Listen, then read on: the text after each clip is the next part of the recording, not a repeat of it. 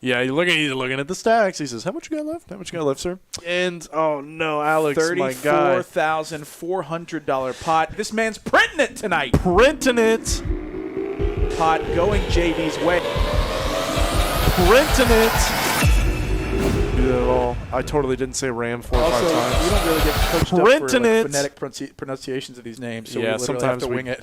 We gotta wing it sometimes, but it's bad though. I've known Ram for a little bit, or I don't know him, but I have known of him and been corrected before, and I still made the mistakes.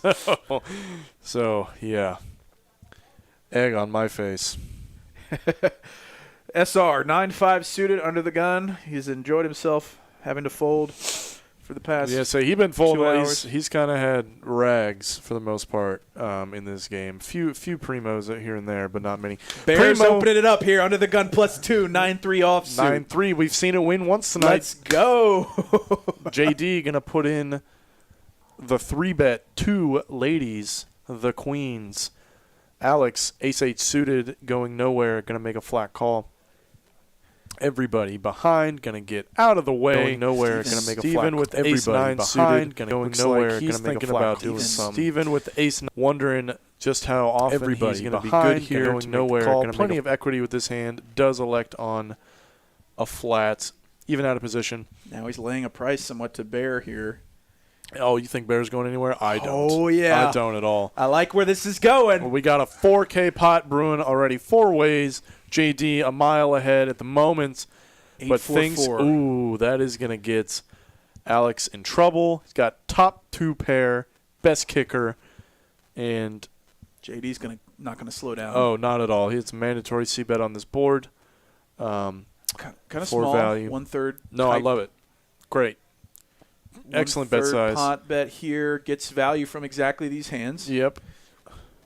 I mean, we can literally see it happen. Yeah. So that's not any kind of monumental insight. But yeah, but I mean, that's exactly why you bet small on paired boards. It's hard for anybody to show up with anything. You can do it easily with your whole range. You can do a lot of bluffs for cheap, and you get called light. And that's JD getting sneaky with the check. I actually like the check here. Give Alex some rope. The 5 on the turn is actually a pretty bad card. A lot of things that are going to call you here are 5-4 suited, 6-7, etc. that just got there, and Alex not slowing down. JT is playing this like a fiddle. Yeah, getting exactly these players to do what he needs them to do. Yep, it wouldn't even be crazy for him to just ship it here. Yeah, he's looking at the stacks. He says, "How much you got left? How much you got left, sir?" I think I don't know. There's a lot of draws available. I think if JD has a move here, he's gonna ship it. He's gonna ship it. And Alex in a miserable spot with an 8 here. The best 8. Oh no, man, this sucks. JD has all the overpairs here.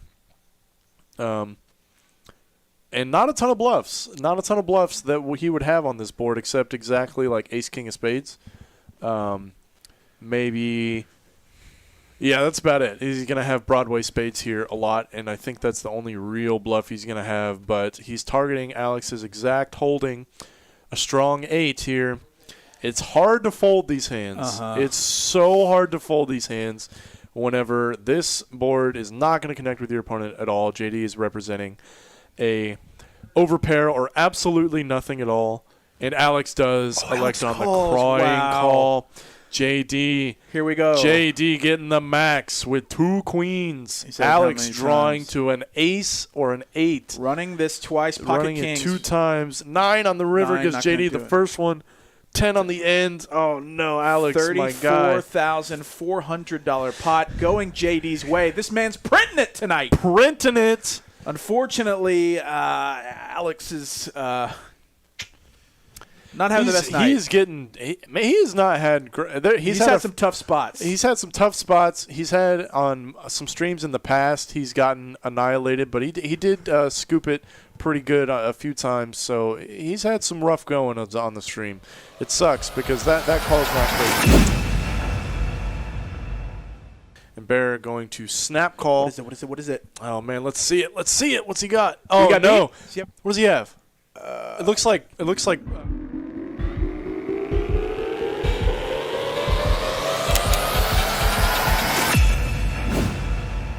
Jim Hood, why no women players in your streams?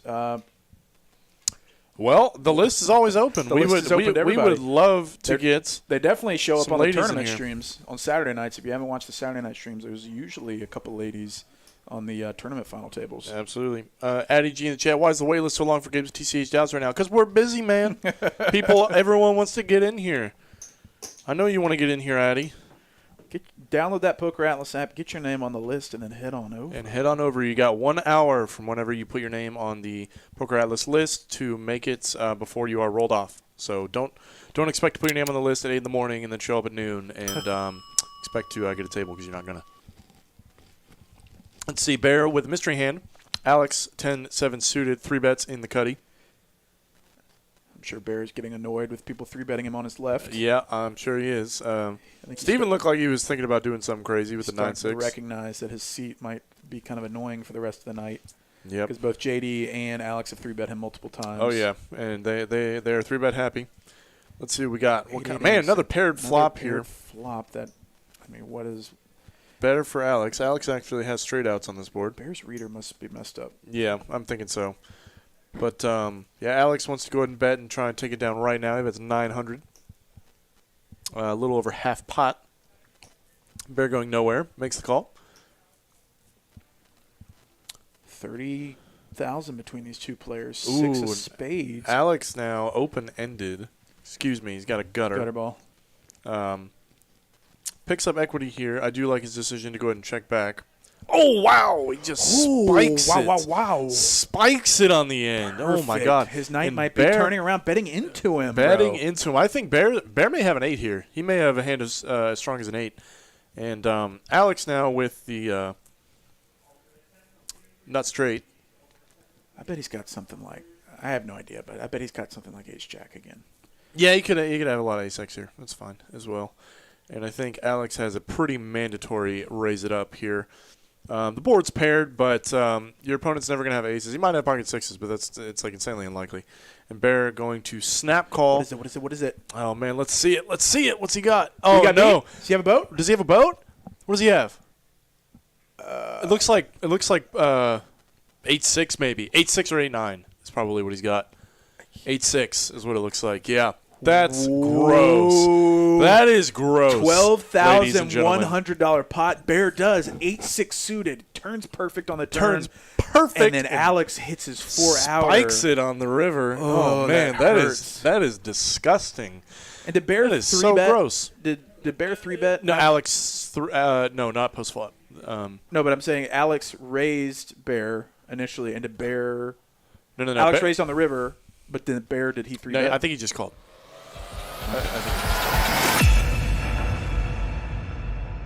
Yes, he does. He's just shipping it in there. Ship it, man. $9,000. If JD calls here, I will have so much respect. Oh, seriously, it'd be. In a lot of cases, this is an insane call. So it's fun. 1,000 people watching. No pressure on us. Yeah, none at all. God, don't screw it up. Yeah, we can. Yeah. As we go to the next hand, JD, King Queen suited, under the gun. He's had a pretty good night for himself so far. I'm not sure how much he bought in, but he bought in nice for one with the. He bought in for like 19, I think. Okay, so he's still up $6 grand. Not a bad night for playing poker, especially not for an hour and a half worth of poker by any means. Kyle Z, real hand here on the button, pocket 10s. Perfect score. Going to just flat call the under the gun open. I think that's great. You don't want to 3-bet the under the gun open with a hand as vulnerable as 10s, because if you get 4-bet, that sucks. That's not a fun one when you get 4-bet, even in position with pocket 10s. Bear 9-deuce suited, Ram 3-4 suited, 600 in the pot. It looks like there's a queen out there. Looks like a queen on the board. Okay, so Rom. I screwed it up too. Yep, Rom open-ended. I've gotten better about it. Rom open-ended, JD top pair. Flop. What? Backdoor diamonds, Kyle Z with pocket 10s. I'm a little confused why JD elected to check here. Maybe with the intention of check raising. Maybe so. But, I mean, he has a huge range advantage on this board. Obviously, Rom has one of the most obvious draws. Oh, here we go. And see. So Kyle actually value bets his 10s here for a little bit of protection. Bear going to fold the 9-deuce, as he should. Check raising here. Yeah, check. Open-ended. Open-ender. JD, what do you do? Outs. What do you do here? In a weird spot now. I know. Now that you did not bet the flop, you are in an interesting position with top pair good kicker. Wouldn't be crazy to see a 3-bet, actually. Wouldn't be insane. But, boy, depending on like some meta game between JD and Rom specifically, like is Rom ever check raising this light? Yeah, and JD does elect on a flat call here, which in my mind kind of plays your hand a little face up. Like, what are you going to have here other than a queen or a set? And Kyle going to make, in my mind, a very easy fold with the tens, and we are going heads up to the turn. Ooh, ace. Wow. Ace on the turn brings in a club draw here for Rom as well. Yeah, picks up about as much equity as he could there on the turn. Without hitting a deuce or a seven. Say without nutting up. Ace, terrible card for, I don't know, it's usually a good card for JD because, I mean, Rom's not going to have too many aces here that he raises on the flop except exactly ace-queen. And even then you'd expect that maybe to 3-bet pre. I don't know. But Rom does elect to continue the aggression here, $1,600. $1,600 JD. Facing a decision here, $4,200 pot. Rom only has $3,400 behind. Yep. So not a fun spot either way. Not at all. Not at all. Once Rom starts betting this high of a percentage of his stack, it weights him pretty heavily towards a stronger holding. JD kind of in a miserable spot here with the king-queen. Not crazy for any of the options available to happen, in my opinion. Does elect on the flat call, which is fine. Complete and utter brick there for Rom on the end. Does Rom have it in him? He does. He's just shipping it in there. Ship it. Man. $9,000. If JD calls here, I will have so much respect. Oh, seriously. It'd be. In a lot of cases, this is an insane call if he makes it, but look at that. He folds. Show it, Rom. Show it. Come on, buddy. He shows one. Oh, he's like, all right, I got you.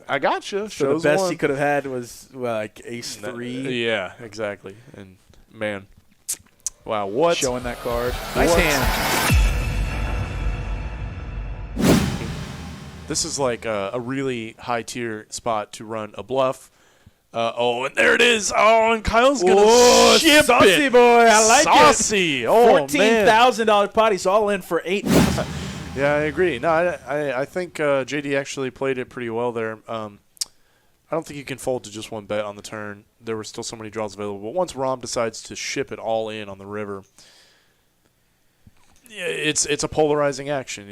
Rom either has it or he doesn't. He's either got a nutted hand set, 2-pair, etc., straight, whatever, or has 4 high, or he has 4 high. So Pier here, ace 3 suited. Steven coming along with the royal flush draw, king 10 suited. Kyle Z might come along with the queen 9 suited, and he does for a 3-bet, $600. Yeah, I like it. I prefer it played as a 3-bet rather than just a flat call, especially from 2 earlier position opens. Rom, pocket 9s here on the button. Pocket 9s on the button. Elects to flat call, which is fine. Now everybody behind getting like insanely good pot odds to come along. However, I mean, Pier, his ace isn't dominated in this instance, but a lot of the time it would be, especially whenever there's a 3-bet and a flat call. Does elect to come along, though, with the wheel ace. Steven now getting just insane odds. 2,500 in this pot. Already starting big. 4-way flop. 4 very playable hands. Ace in the door. Spikes it for Pierre in the window. Checks it over. Steven, bunch of nothing on this board. Kyle whiffs pretty spectacularly. And Rom with just a pocket pair. Going to go ahead and check all the way around on this board. Very interesting. 5 of spades. So Kyle Z picks up a spade draw. Picks up the flush draw. Pierre might need to put a bet out here. Yeah, I think so. I think this is on the flop. I think this is a spot where you can put out a bet here, even with your kicker being so weak. If one of your opponents elected to check back an ace on the flop, so be it. But I do think you need to go for some value here. There aren't many aces in my mind that would check this flop almost ever, given that it's so connected. And even something like ace-deuce needs a little bit of protection as well. Kyle going nowhere. Queen-high flush draw. Alex on just a flat. I think that's great. Going heads up. Big river card here. It looks like maybe a queen, jack. Yeah, I think it's a jack. Is it the jack of spades, though? No, it is a heart. From what I can tell. Clearly I'm colorblind. Jack of hearts there on the end. Pierre gets the check and could decides be a bluff to. card for Kyle. That's what I was thinking. This would actually be. This is like a really high tier spot to run a bluff. And there it is. Oh, and Kyle's gonna ship saucy it. Boy, I like saucy. it. Oh, $14,000 pot. He's all in for $8,000 with just a stone overbet. bluff. Overbet jams. Show it. He never shows, but Kyle almost never shows. Kyle's a no-show man. Dude, he's got heart. He earned that one, bro. Even though he had no hearts, the man has heart. He's got plenty of heart inside. Nice hand. Kyle Z making it happen. Pierre, welcome to Dallas, man.